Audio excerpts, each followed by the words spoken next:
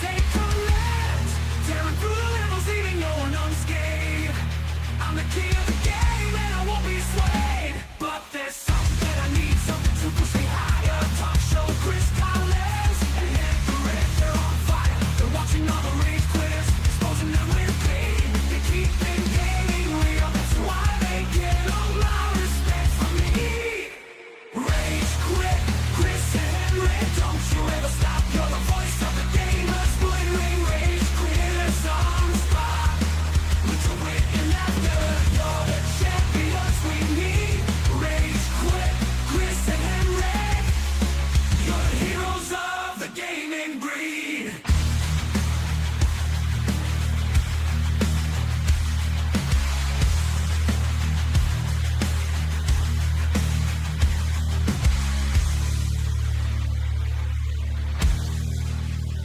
Turn around the video game mayhem.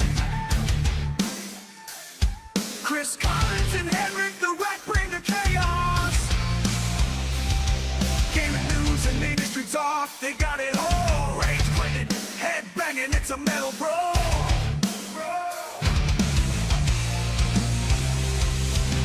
Mental meltdown, gaming in flames.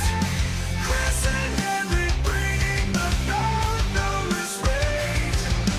Video games and viral content, they're the kings, ripping through pixels, the ultimate gamer getaway.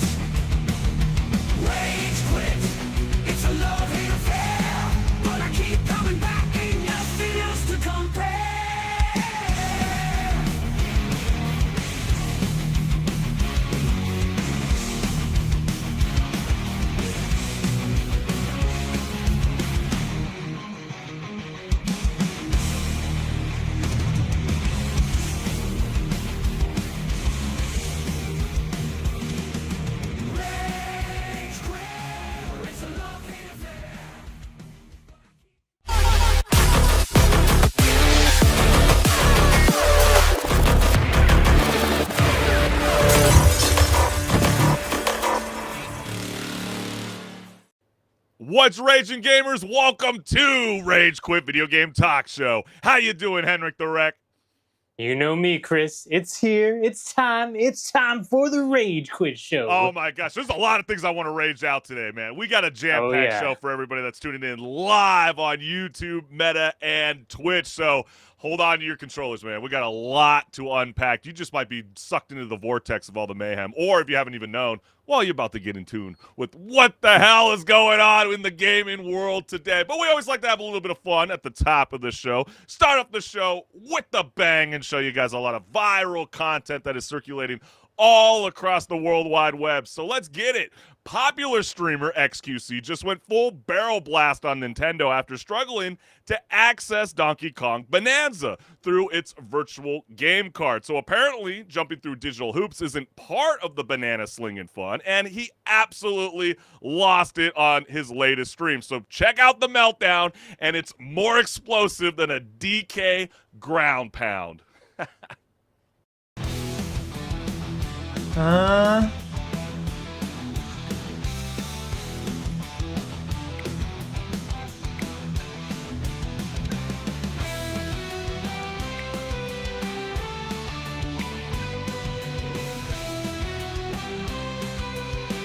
don't get it. Yo, I buy a game, let me use it however the fuck I want, bitch ass. Like, I just bought a $100 game right there, right then, right now. I just bought that on my account on this console. Don't leave it on their console. Yo, shut up, bitch! I bought the game! I bought the game, you fucking bitch!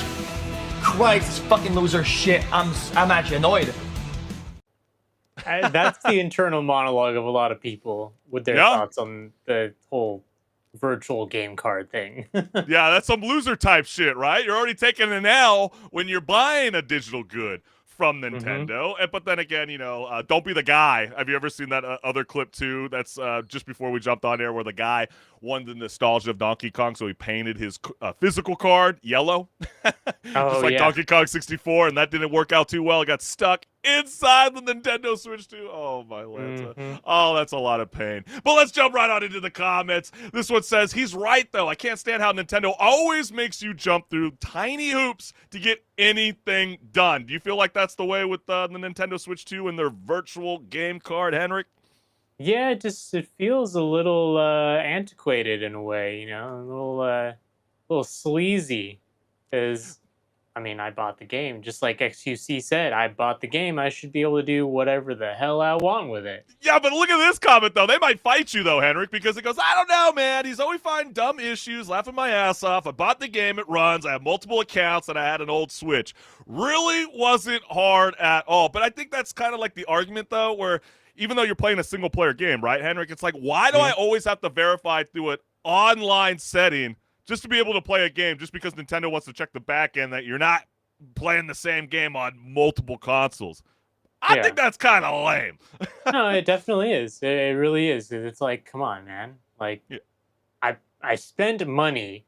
Let me at least play the game, you know, that I spend money for, especially when it's $100. Yeah, like Nintendo's starting to turn into the Disney password crackdown, you know? Yeah. It's kind of like, oh man, it's horrible. And then I'll never understand this obsession over the Nintendo. All the games are the same the last 20 years, and they've been releasing it over and over again. $100 for this shit is offensive to consumer intelligence. Jiggly boy. I can't believe I'm saying that. Jiggly boy. I'm with you. Well, I think it's crazy. I know Chris is a big hater of Nintendo. Me personally, I'm not. I'm not a hater. I'm just hating the consumer habits of gamers. I'm just a hater over the consumer habits that we're placing forward. You know what I mean? And like, I just hate that Nintendo Switch 2 just doesn't care. They're riding on the nostalgia train. And clearly my voice doesn't mean shit to lots of gamers around the world, because we just found out today here in the United States, they just broke history. They just passed the PlayStation 4 for being the highest selling console ever. Yep. Right? So, like, who cares what the hell Chris Collins has to say? But that doesn't take away my gripe with Nintendo. But let's keep things moving, because a Helldivers 2 player found out the hard way that not everyone appreciates interpretive dance on the battlefield. So one moment you're expressing yourself with the heroic pose, and then the next you're back at the title screen wondering what just happened. Like, what the hell? So it turns out freedom isn't the only thing getting dropped in this game. And I wonder when the pettiness is going to kick in once those Xbox gamers start to join in along for the ride.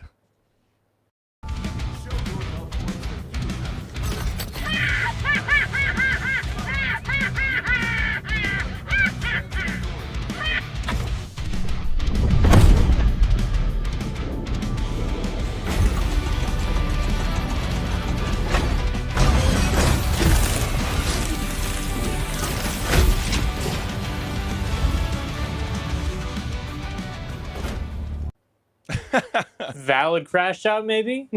Yeah, right? I mean, you know what? I feel it's a valid crash out because I can't boot anybody out. But when I'm playing any kind of style of battle royale game or maybe even an extraction shooter, if I hear a little kid on the other end, I'm out. You know what I mean? Like, I'm just like, nah, like, you know, send in the professionals. I'm not doing this. I don't want no spy kids, okay? What if the kid plays better than you, though, Chris? All right, that's true. That has happened, and that's why I don't like playing with them. Because they're a lot better than me, okay? You exposed me, HenricK, but truly a war crime. How dare he express joy in a game about mass alien genocide? Yeah, you know, I thought teamwork makes the dream work, not exiling you out from the mission. That's not freedom words you're talking there, Chris. Yeah. Yeah, you know, that's true. I guess you get to express whether you hate somebody in a part of your squad or not. Maybe hate's not the right word, but I think the gamers know what I was trying to say. And then the next comment says, in a consensus among the community, that any crash out after the scout handshake emote is deemed, in all caps, valid. Is that the case, HenricK? Well, you know, if you're going to do that to some random person and they're the owner of the lobby, I'm the random person that just did it to you. Are you kicking me out? I'll think about it. You better find another player, too. You better find another player, too. If I don't know you, I think I'm going to kick you out. But I'm saying you do know me, and I do that to you. You still going to kick me out? Maybe just temporarily. Oh, damn it. And then they would not last a second in the Xbox 360 voice chat. Damn, they ain't lying. Yeah, those were different times, though. You know? Very, very different times. I mean, especially when people were a little too elaborate with the artwork. Oh, yeah. Oh, God, those gamer tags. And then all of a sudden they want to ban ass. I used to be a part of the ass clan, right? Now that you can't even do anymore, man.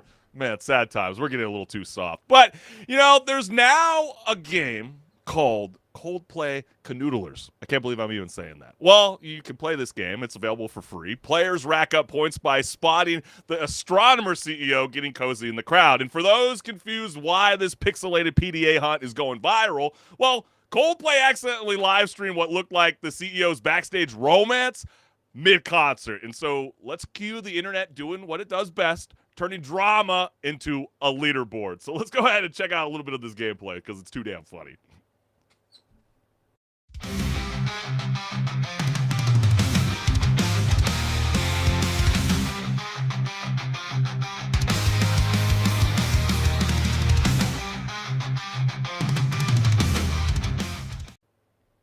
Just found you. There you are.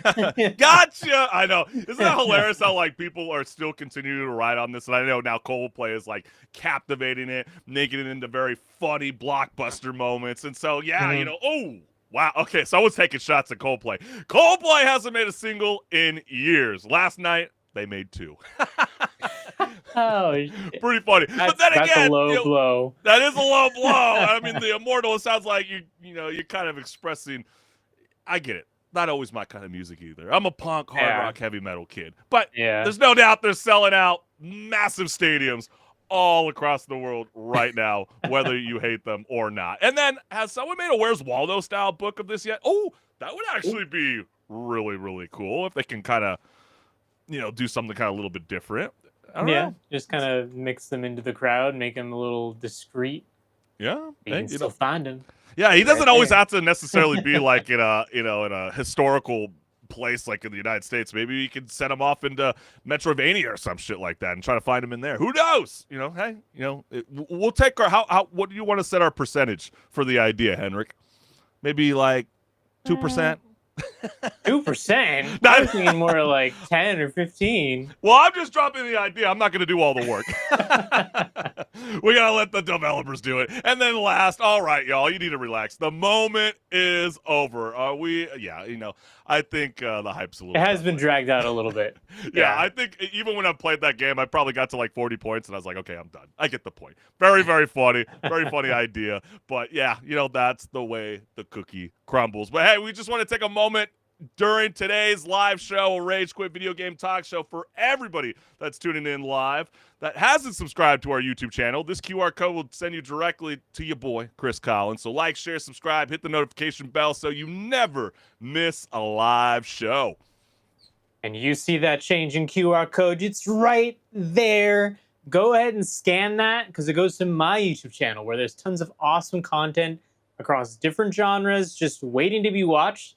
So go watch some videos, leave some comments. I'm looking out for them, all right? That's right. Let us know what's good. And we want you, the gamers, to stay very active during today's show. We are reading all the comments as they come our way as we're having these amazing discussions on the livelihood of what the gaming industry is all about.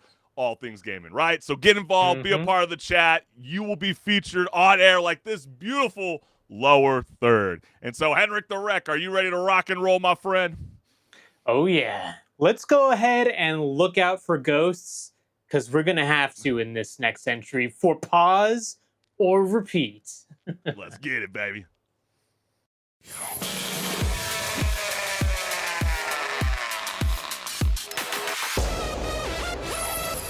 Hey everyone, this is Pause or Repeat. Here we figure out whether a game is really worth your time and money. Today's game is Shadow Labyrinth. Despite the name, Shadow Labyrinth is actually a reimagining of Pac-Man. Yes, that Pac-Man, as odd as it may seem. So keep in mind that they're definitely trying something different as we go over the gameplay. The gameplay of Shadow Labyrinth falls into the genre of 2D Metroidvania, so expect to backtrack at points when you get certain abilities to open new pathways. And like with the usual for this genre, you'll want to take note of areas that are inaccessible as a result. Fortunately, this is a modern game with modern conveniences like map markers and landmark indicators to show you things you should revisit. As for combat, your bread and butter is your sword. With it, you'll be able to perform combos or parry. Your attacks also can be augmented by items you can equip and upgrades you can purchase. You'll also get some traversal abilities, of course, and using your companion Puck, you can enter a mini Puck mode on certain rail segments in a sort of callback to the original Pac-Man. All in all, it's pretty much following the standard for a game of this genre. So how is the story? Is it a standout at all? The story throws you into the unknown right away. You'll control number 8, a soul enlisted by the yellow drone Puck to help reclaim the alien planet you are on. Puck is your guide as well as fighting companion, and together you'll uncover some memories once lost to number 8. Surely it won't be so easy to achieve our goals, right? But now the question still stands. Pause or repeat? Pac-Man is back. Or is it? Because can you really call this Pac-Man when it's so vastly different from the Pac-Man that we really know? Yeah, HenricK, this is what happens when Pac-Man gets tired of chasing fruit and starts chasing existential dread, right? Shadow Labyrinth feels like Pac-Man dropped acid, got imprisoned in space, and then woke up thinking he's like in a Metrovania game. I don't know what the hell is going on. Yeah, I guess he's been hanging out with good old Samus Aran a little too much, getting lost on a alien planet. Literally the premise just entirely feels like a Metroid game, but you're not playing Samus the bounty hunter, you're playing just some random swordsman who just gets woken up not really knowing what you got to do, but you got your companion, Puck, the Pac-Man guy, and he's gonna tell you what you got to do. But in terms of like the combat, I mean, did this feel satisfying to you, Chris? Did you feel like every time you killed something, you were like, yes, I did something?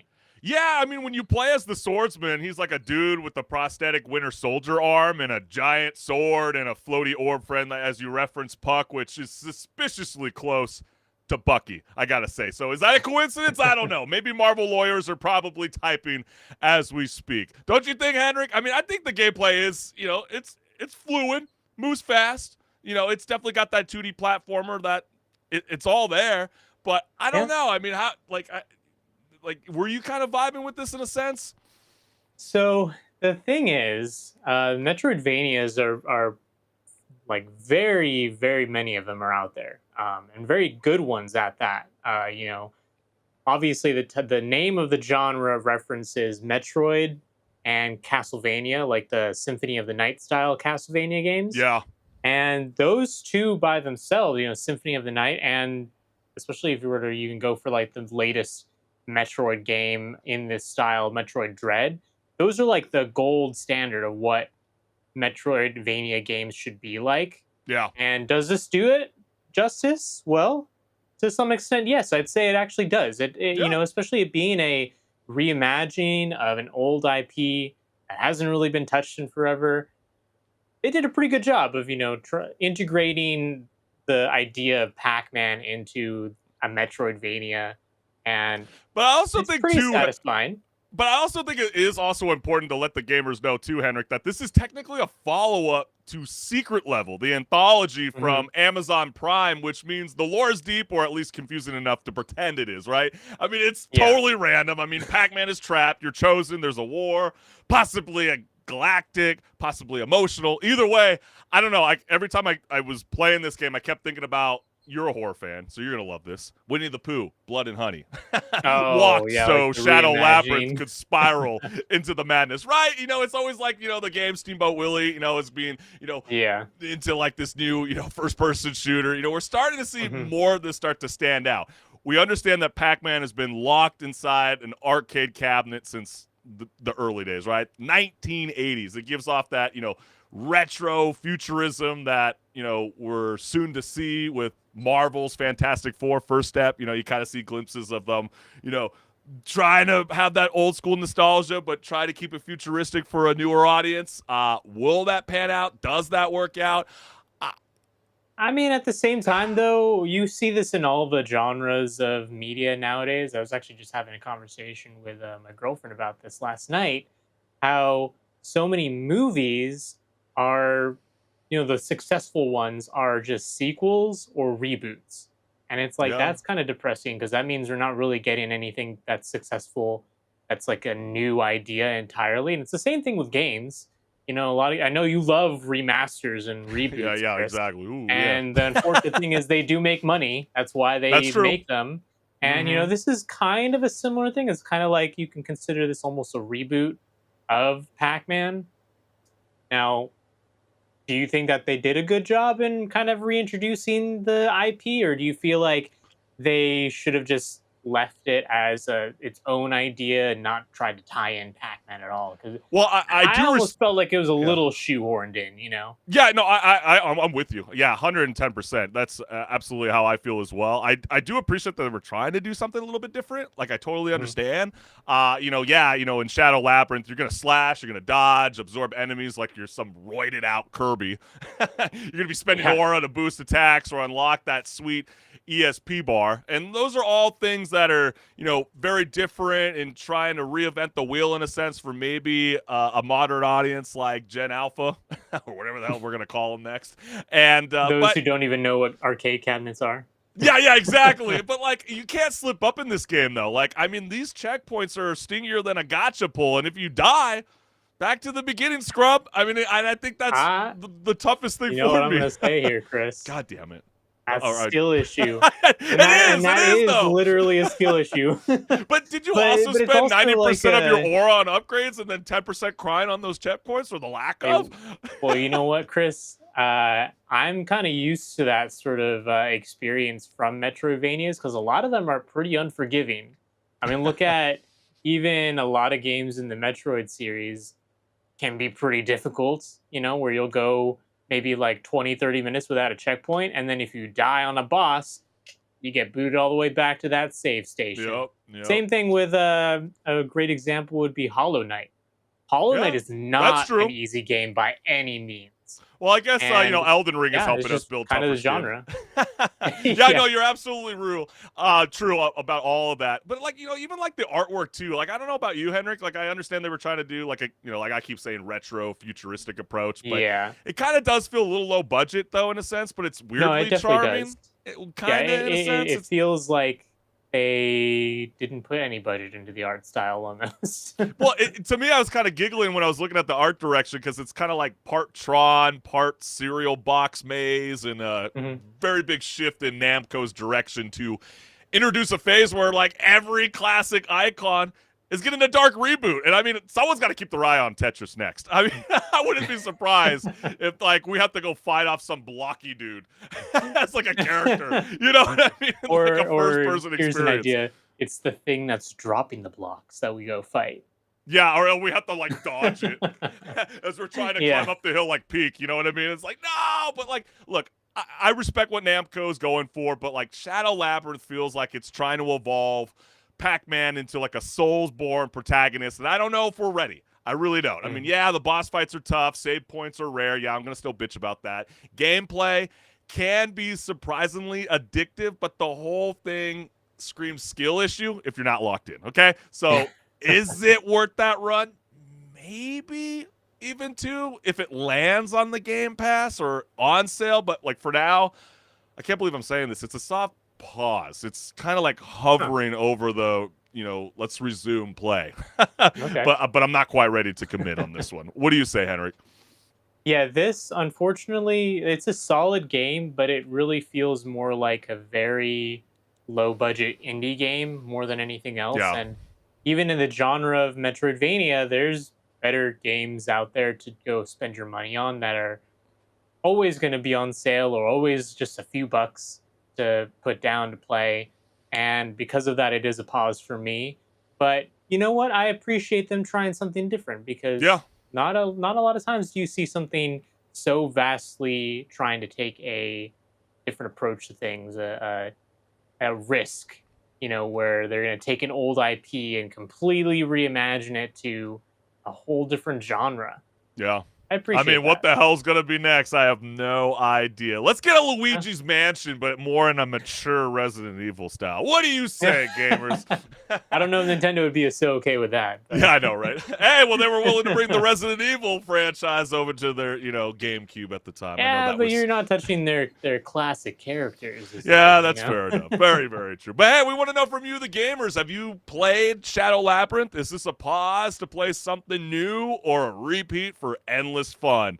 Let us know what's good. But stick around because we got a whole lot more to discuss on Rage Quit Video Game Talk Show. So, HenricK the Wreck, are you ready to rock and roll, my friend? Oh, yeah. Let's get that ball rolling down the hill, Chris. Hey, let's get it.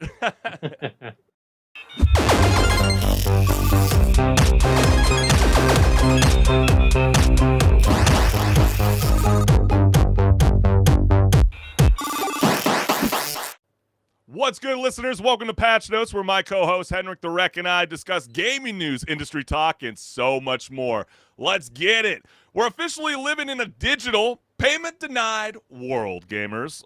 What does that even mean? Well, Valve just updated its Steam onboarding guide with the new rule for developers, letting payment processors and banks play bouncer for what gets through the velvet rope. And so the rule is super vague, and it's clear as mud, and no one knows which adult-only content is getting the boot, but that hasn't stopped gamers worldwide from expressing their concerns with the following. So let's go ahead and dive on into the anarchy that is brewing up at this time. And so the first comment reads, my big question is, why the F are banks dictating what we purchase? I get it's about money laundering or trafficking, but if laws allow such games, then there shouldn't be anything to talk about here. Yeah, that is kind of wild. It's like the same argument too, like when you go to like crypto.com arena and they won't even take paper bills anymore.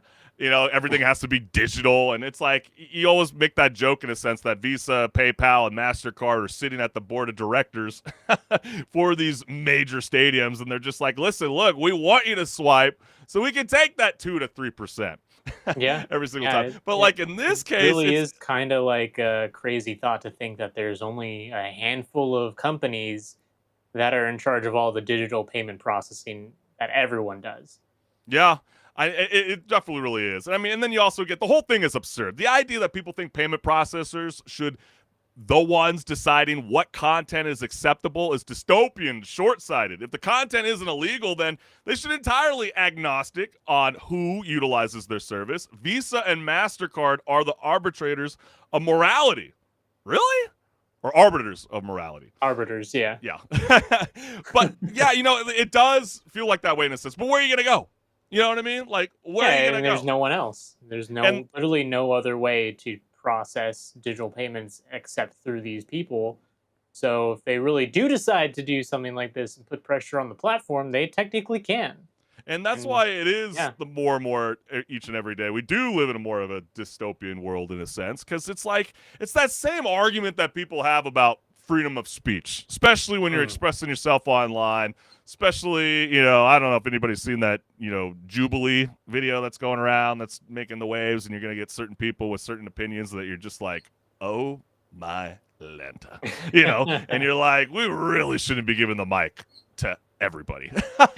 But then again, it's like some people say it's good to hear from everybody, and then there's others that want to censor things. I'm not for censorship. I'd rather have someone sound like a dumbass online and we expose you for the whole entire world, instead of having people that want to come in and try to tackle, let's say, X or Meta or something that someone said on Twitch just because you don't vibe with their certain opinion. Yeah, it's crazy, but I guess the point that I'm trying to get at is it is kind of wild that we do have these, payment processors that can, and banks that can step in and say what they want their company and their bottom dollar, or in a sense, be related to certain things. It's like, it's no different than them going after Pornhub, right? Because Pornhub had a lot of situations where there was, underage content and they didn't want to be associated with it. We totally understand. But then when it kind of, becomes like a push for adult-only content, what does that mean? I mean, I think everybody can vibe with, the idea that it's stupid crazy that Steam for all these years supported weird, rapey, incest kind of style of games. Like, no one's going to miss that kind of shit.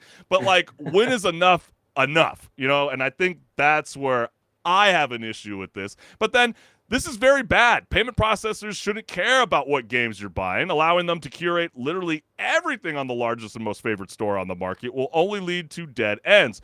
And then a follow-up comment reads, no, it will also, and more importantly, lead to detailed tracking of everything you buy and do. In this era, information is power, and it was handed over to them without hesitation.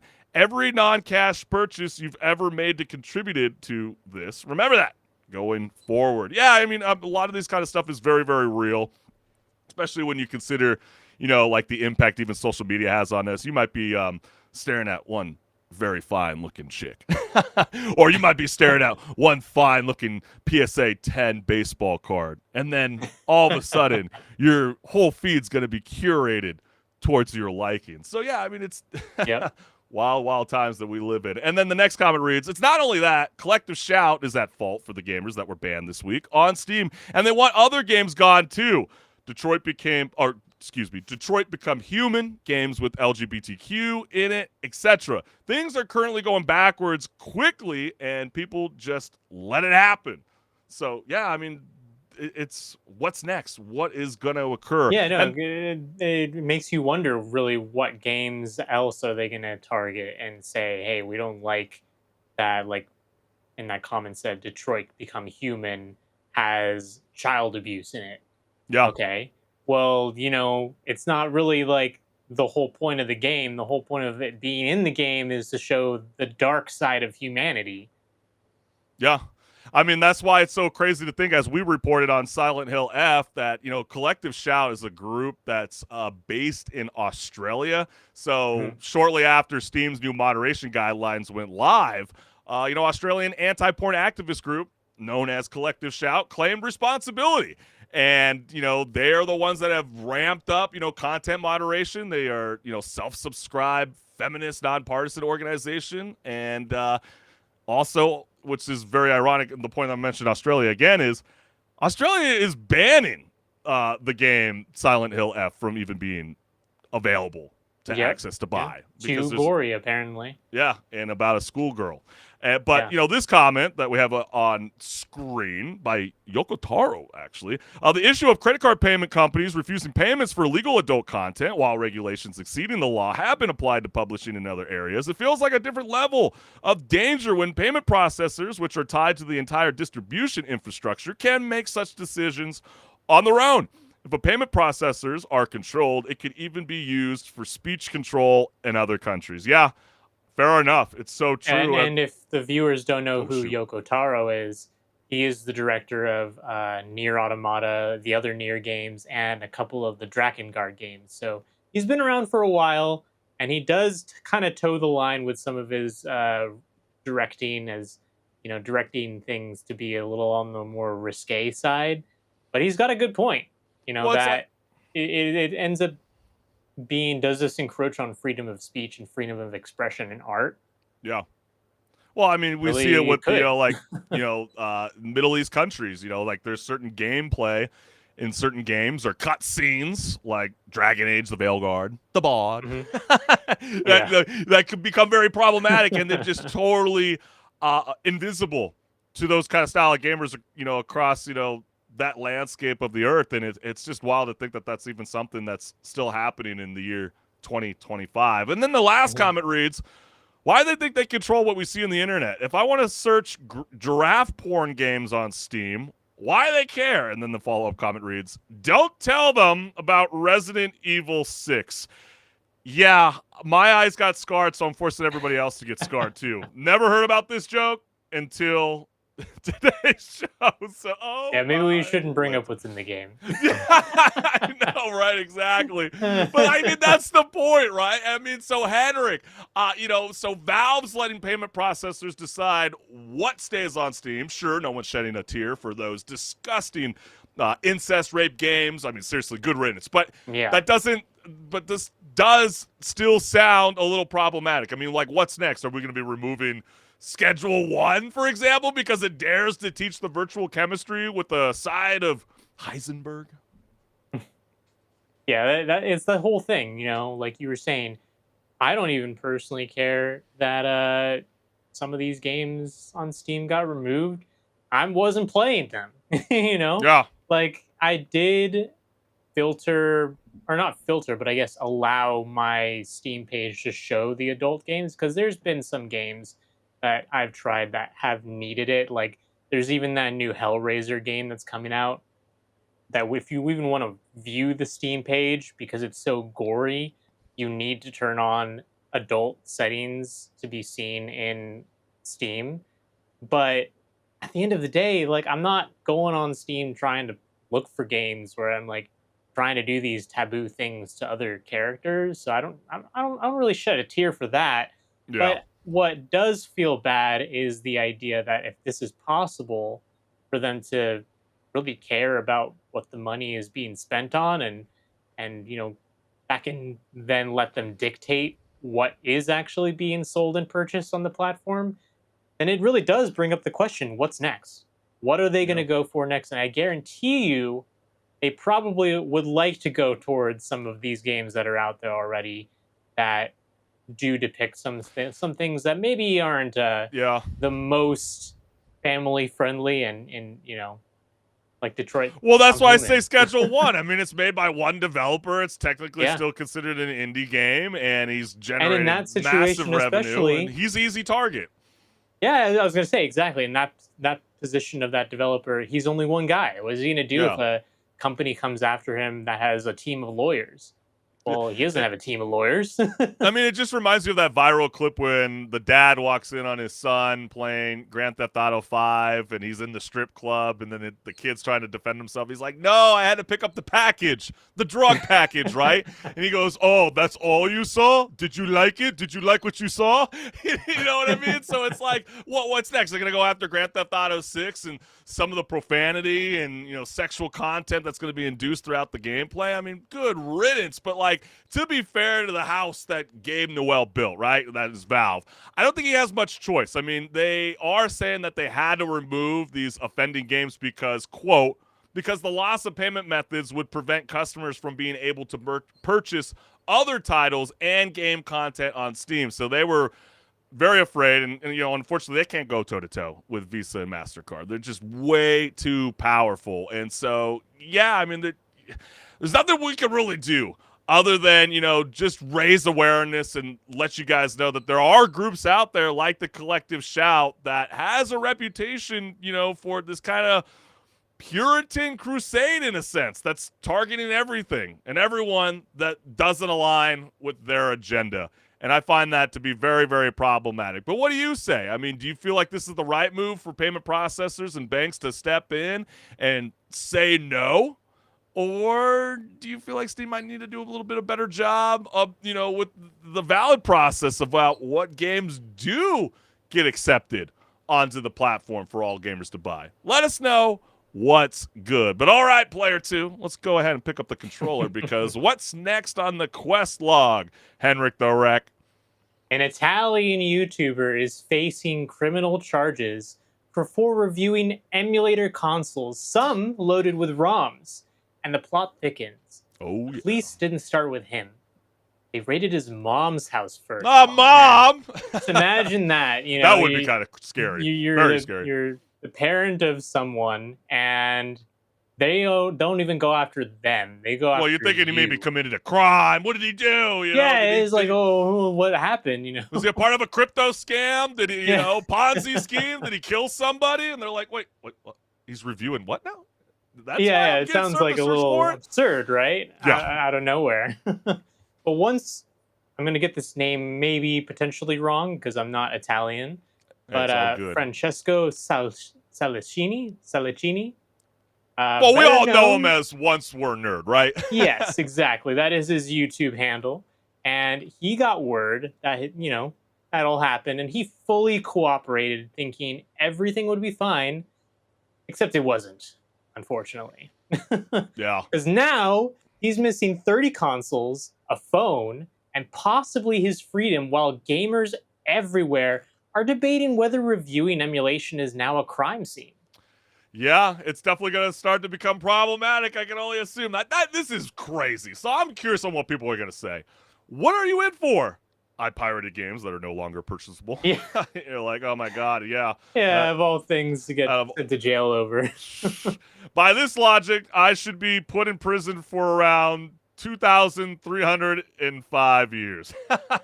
Yeah, don't snoop around on this guy's hard drive. Yeah, maybe you some don't. Hidden secrets. Yeah, don't go visiting Italy anytime soon.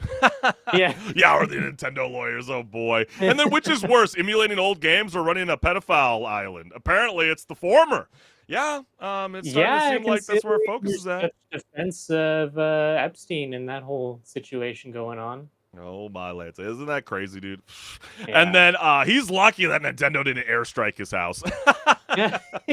Yeah, I know, right? He'd just be wiped off the face of the planet without anyone knowing. He'd be swimming with the fishes. I don't think Nintendo's that smart. I think Nintendo would actually just, call the SWAT team.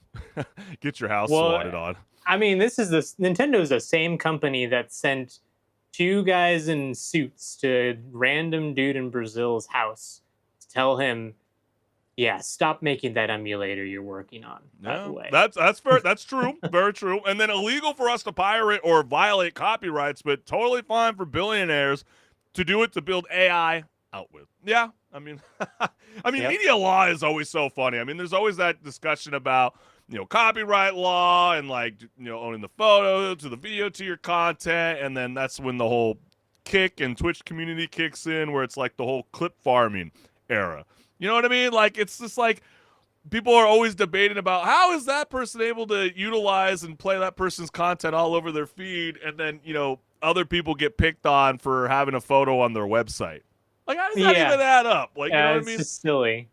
Yeah, it's stupid stuff. And, I mean, copyright laws are just so wasteful outdated. And crooked. So outdated. And if piracy is a crime, then anti-consumerism should be illegal. So HenricK, isn't it kind of wild that that YouTubers facing possible jail time for reviewing emulators, yet you informed me, you were like, dude, you do realize that you can what is it, HenricK? Jump on Amazon and you can literally get preloaded raw memory cards like it's candy at a checkout. And I was like, wait, what the hell are you even talking about? It like, yeah, I see it all the time on Facebook ads. I didn't realize that like Amazon, a major corporation's doing something like this. So like, are we really busting down mom's house over retro Mario while Bezo is speedrunning profit margins? Yeah, and I get it. You know, it's a little bit of a difference between the situation with this guy and Amazon's storefront having those listings, because those companies selling those SD cards and external drives, they're going to be a company that's going to be around until they get caught with a strike of some sort. And then they're just going to go open another company, because a lot of them are based in China on top of that, and other countries as well, not just China, but basically places where rules like that don't as easily apply for copyright laws that are written usually in the US.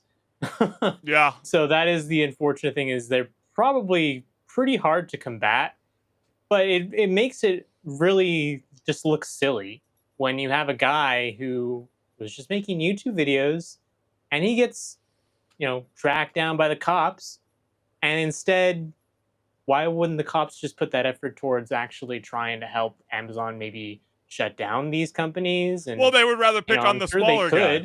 It's probably too big of a task for Italy to even go after just a major corporation like Amazon. And yeah, you know, the potential penalties are stiff. There's an Italy copyright law, Article 171, that allows for prison terms between 6 months and 3 years. But you know, this statute was written in 1941. Okay, so I don't know if they knew what the hell this digital era was going to be. Yeah, but the fine does get a little hefty. Really feel like an idea. yeah, exactly. This isn't the printer press. You know what I mean? So like the fines can get hefty. I mean, it's a little over 15,000 pounds. It's a lot of money. And then, you know, you start to see images like this that pop up online. Oh, wow, a retro game console. I can get a 128 gigabyte USB drive that can give me, what does that say? 43,000 games? And 74 emulators. And like, and the problem that I have with this is, and let's show another image right here, where you get, oh wait, is that a copyright right there? I mean, that looks like a PlayStation controller. Wait, that's a PS5 controller. Like, what? Oh, wait, is that a Game Boy? Like, what is going on? And so this is why we should be alarmed. I mean, the fact that they're going after this guy, which a lot of cases that he's claiming, and he's provided it on his YouTube channel, where he's going, look, I have invoices with a lot of these companies actually giving me the game. And I always inform my listeners that you should be using these emulators for games that you already own, which, wink, wink, we know that nobody's doing that shit. You know what I mean? So that's why it's so crazy to think that. And I feel like if there's enough countries that are on the same vibe with Italy, it will become a problem where they will press down on Amazon. Will we see that anytime soon? Are you getting that kind of sense, HenricK? You know, until there's actual changes to the storefront and them actually taking these down, I don't think so, honestly. Yeah. Because I could even go right now and find maybe not the same exact listings, because they do rotate, but it's just so easy to find them. You don't even need to go digging. You just look up, you know, game ROMs or, you know, anything like that, and you'll easily find them. That's a bit of a problem. Yeah, because I mean, at least that's what the companies that own these games want to make it. Do it like this. We just showed up on air a device that claims it has 43,000 plus games, 74 emulators. Yep. Yet we covered last week on Patch Notes that the FBI seized multiple Nintendo emulation sites, claiming a phony number of over $170 million stolen. I think there's a little bit more that you could go after, like Amazon allowing a lot of these third-party markets to come on their platform to sell quote-unquote stolen copyright video games. We're moving towards a cloud gaming era. That's why they're cracking the whip. It's crazy. It's unfortunate. Hopefully he doesn't serve any kind of jail time. He shouldn't even be fined a single dollar, euro. No. None of that. None of that. It's totally ludicrous. Once we're nerd, we're here, we're with you, brother, and we're raging out for you. So do you feel like this is wrong?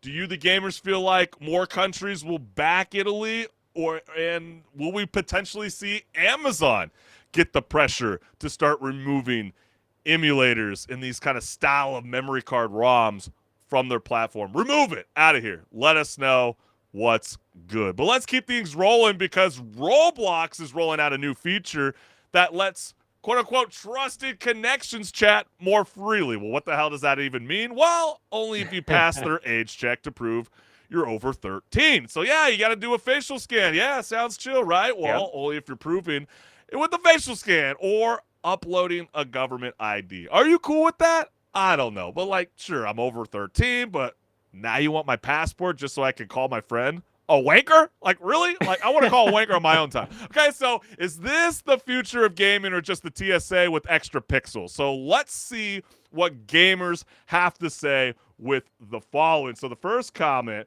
reads, not Roblox asking for my passport like I'm flying internationally. Yeah, so seriously, like, I shouldn't need that just to play your game. Isn't that like the dumbest shit ever? And like what Roblox is claiming is that this is, it's no different than a lot of those pushes that we've seen from the last year. You're going to see it in a lot of like political style talk shows where they're saying, hey, we need to crack down on like the teens, having social media. And, part of me in a sense does feel like, yeah, it does kind of come cringy at times when you're on Facebook or Twitter or whatever, Instagram, and you get some young kid and you're like, I don't know. This is a little weird. But then I feel hypocritical because I was that same kid on MySpace.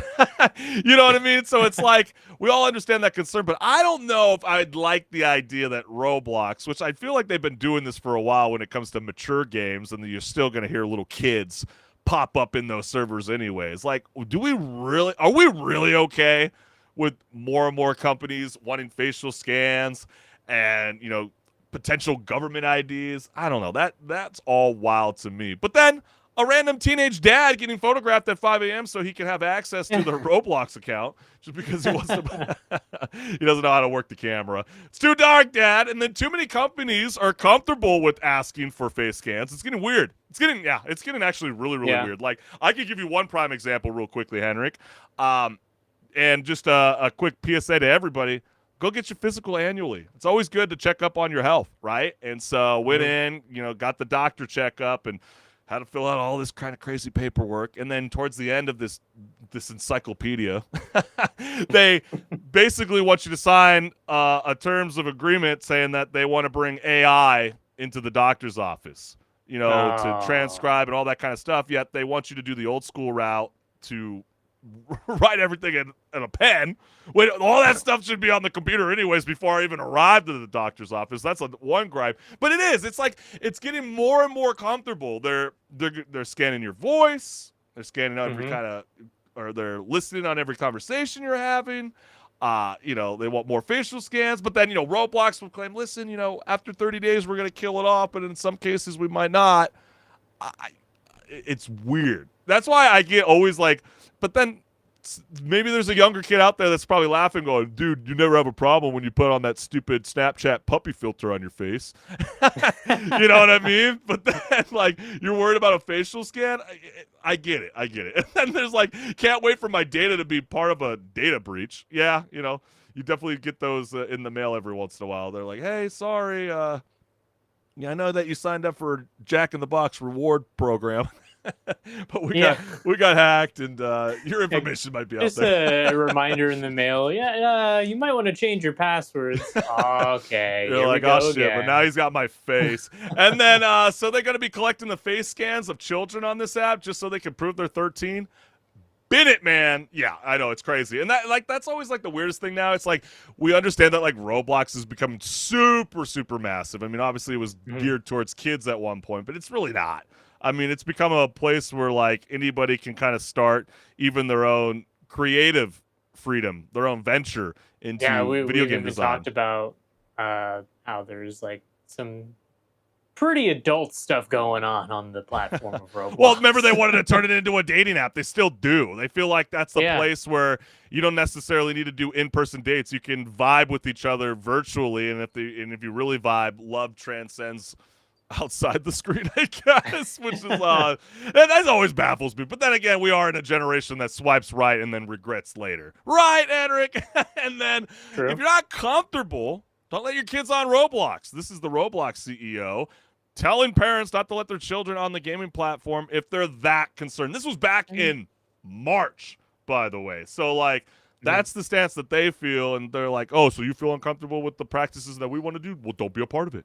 And I think that's the problem. Like, HenricK. Yeah, and I mean, it is, maybe a valid reason. But you have a question for me?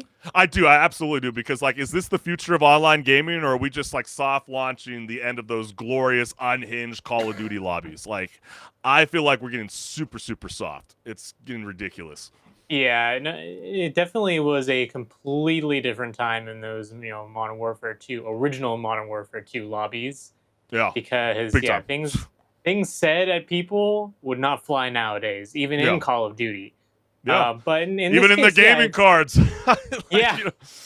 But in this case with Roblox, it feels wrong, to have. I mean, I'm not a parent, so I can't necessarily speak from the position of a parent, but it does feel wrong that, if my kid wanted to play Roblox, that I'd have to have them scan their face into their system, and then it's going to be there for whoever knows how long. And like you said, it might get data breached at some point. And, now what's going to happen with the data? It's just out there. I mean, and that's still a very much valid point, HenricK. And I trust me, I'm so with that. But it's like I'm looking at these style of massively popular video games like Roblox. I think of Fortnite, and I think of Call of Duty.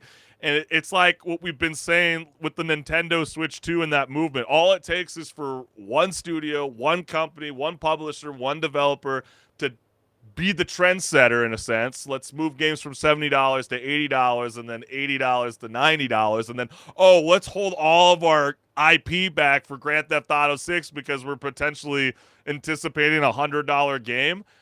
People are waiting to follow up on those kind of things. And so, Fortnite for now is viewed as a teen game, but then, it is very universal in a sense. And like, I would not be surprised, HenricK, if they try to implement this into a lot more games, especially Battle Royale games. And I would never want to submit my government ID or a facial scan. I don't even do the NBA 2K scan. I think that shit's really, really dumb. And so I don't know. I mean, so that is there anything else you want to say about this? I just find it just ludicrous. Well, in regards to the argument from the company about it being a parenting issue, yes, I agree. A lot of these apps like Roblox and other forms of entertainment ends up being kind of like a parental replacement, where they're just putting their kid in front of the device and saying go have at it instead of actually interacting with their kid. But at the same time, don't you think that the platform should have some safeguards to prevent there from being anything encroaching on the privacy of kids in the first place? Yeah, that's just my thoughts. Yeah, and there's already like parental controls even on consoles, and like if your kid's playing on a PC, I mean, my Lord, get with the times. If you don't know how to like safeguard your kid from accessing certain things, holy cow! You gotta learn. You gotta learn. If you're a millennial, you should be able to know how to do these things by now. It's a funny joke to say towards your baby boomers, but us millennials, we really don't got an excuse. And so I don't want to see a world in video games where things got to be approved through an unfiltered chat. And even if that was the case, would you even be okay with saying vulgar stuff that's like in this bubble that could potentially get leaked out or monitored by a studio? I don't know. I find that a lot of this very, very fishy. But then we want to know from you, the gamers, how are you vibing with this new trusted connections feature that Roblox is introducing? And will it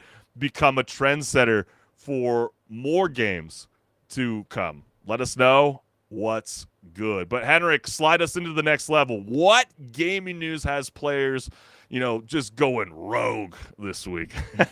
Well, Reddit is back at it, ready to throw pixel punches over the latest gamer debate. And what is that question for this week? Well, what's a gaming hill that you will die on? Standing on top of the ant farm. Yeah. Are you bravely defending your opinion from atop Mount Unpopular? Or will your gamer colony swarm in like it's a Zerg rush? Oh, I like that StarCraft reference. Okay, I see you. Digital battle cries. Yeah, let's dive on in. People don't criticize Rockstar enough for fumbling of Red Dead Online or lack of Grand Theft Auto 5 single player DLC. Yeah, there was always rumors about that, but is that even a fair argument to say anymore? I mean, they just did release a new update on Red Dead Online, and there are rumors that they're getting, an upgrade for the PS5. So That's true. Is that a valid argument anymore? I feel as commenter probably wanted there to be a bit more support like there is for GTA Online. Yeah, I feel like you are going to be the only person dying on top of that hill because I'm not vibing with that take.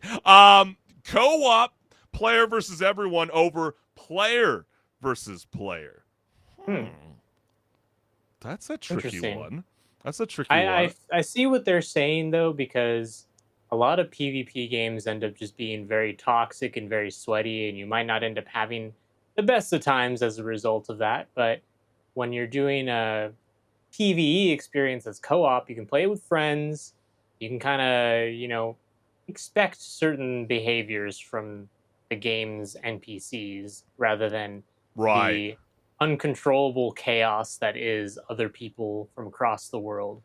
It does seem like we are in a co-op player versus everyone world because of Battle Royale, in a sense. So I could see how that is a lot of people. I would assume a lot of people's takes. You know what I mean? You think of PUBG, you think of Fortnite, you think of Marvel Rivals, you know what I mean? Like, no one's, there's Street Fighter, there's Mortal Kombat. Mortal Kombat! So that's a tough one. I don't know. I mean, I think I'd be up on that hill with them. So I don't think that's a gaming take. Because look, there's over 2.2 thousand people that agree with them. So you're not dying alone on that hill, okay, my friend? And then do not tell me the effing answer to the puzzle unless I ask for it. I hate walking into a puzzle and the characters start thinking out loud. Maybe if I move that box, I could shut the hell up and let me play the game. I think of God of War. Yeah, no, definitely God of War. Big offender of that. But I have been kind of a stickler. I was playing the Little Nightmare series, and HenricK, you'd be so disappointed in me. I had to go to YouTube. I gave up on one part. I was getting so flustered, and to come to find out, what? I feel it. I really needed someone to shout me instructions because I must have had the contrast a little, I couldn't see shit, okay? And I didn't know it was like right in the shadows the whole entire time. And that kind of stuff pisses me off where I wish I had a little voice dialogue in. I think you might still remember that one time I tried streaming, what was that horror game that's biomechanical stuff? No, I got stuck on a puzzle for like 30 minutes, guys. I know, it's the worst. It's like, can I phone a friend? No? Okay, thanks.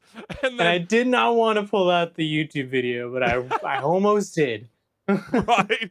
And then Steam's refund policy should be an industry standard. I swear tutorials have gotten longer since they added that policy. That's actually really funny because that does seem to be the outside noise, right? Yeah. The tutorials have gotten drastically longer, or they put unskippable cutscenes. You know what I mean? Like, that's something I feel like is very real in beginning games where you're like, oh my God, I haven't even touched the gameplay yet. What's particularly annoying about long tutorials also is when they lock you in place and I can't even like move around. And they're telling me things that I already know inherently based on just being a first-person shooter gamer. Yeah, right. Or something like that, Oh, this is always a classic. We hear about this all the time. If there is a waterfall in any game, you damn well better put something interesting behind it. Well, the Indiana Jones game did it in the beginning. Yes. That was very, very clever of them. But then you had Star Wars Outlaws that had many opportunities where they could have done something cool, and maybe just a stormtrooper helmet. Anything? Something? No? Something. You gotta put something. People are gonna expect there to be something behind that waterfall. Maybe a broken lightsaber in the ground. I don't know. Anything. But then game length is not related to game quality. Some of my favorite games have only lasted a few hours, and others lasted nearly 200. Get rid of the awful padding in games. I've stopped playing mini games because the padding caused me to get tired of the slog long before the game was over. I heard a little, what you thinking, HenricK? Thinking Ubisoft games, where you open up the map and there's a ton of objective, and it's like, okay, which of these don't matter? That's kind of been the joke with Bethesda recently. It's like they release I mean, they games do that the are same thing a lot. half-baked, you know what I mean? But, like, Yeah. I guess now it's our turn, right? What's the one game opinion you'd scream from the rooftops, even if the rooftop was collapsing under fanboy rage?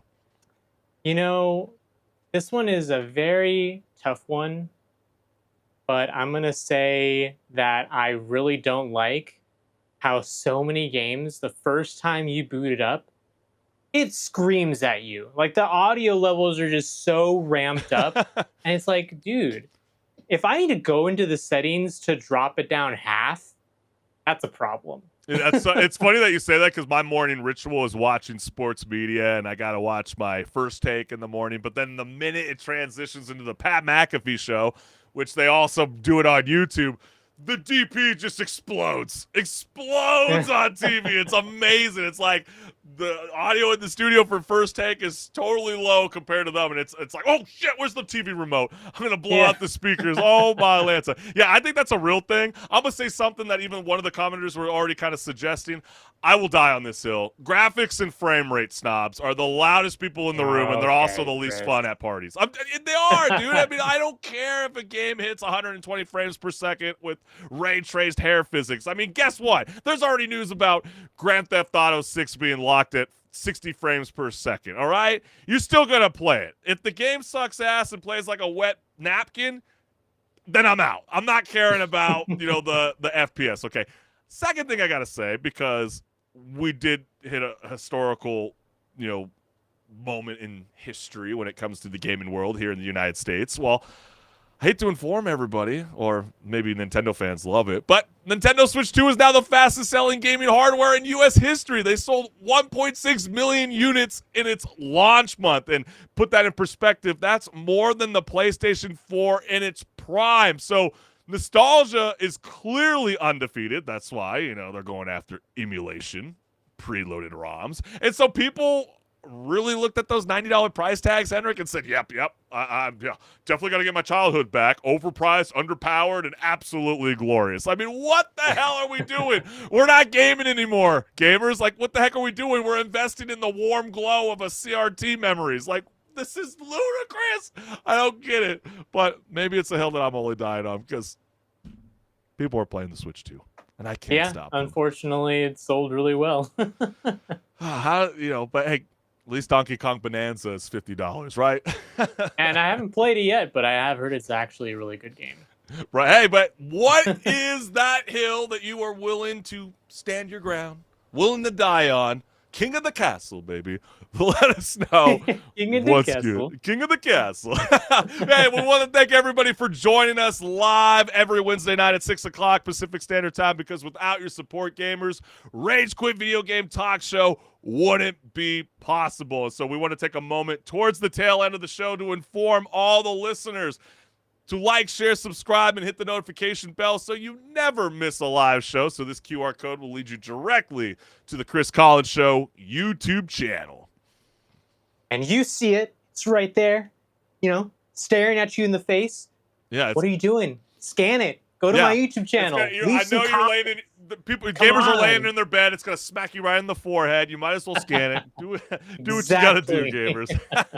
Hey, but no, seriously, we love you guys. Thank you so much. This has been such a blast. And hold on to your controllers because we're back next week live every Wednesday night on YouTube, Meta, and Twitch. But for now, enjoy the rest of your week, and we'll see you around, gamers.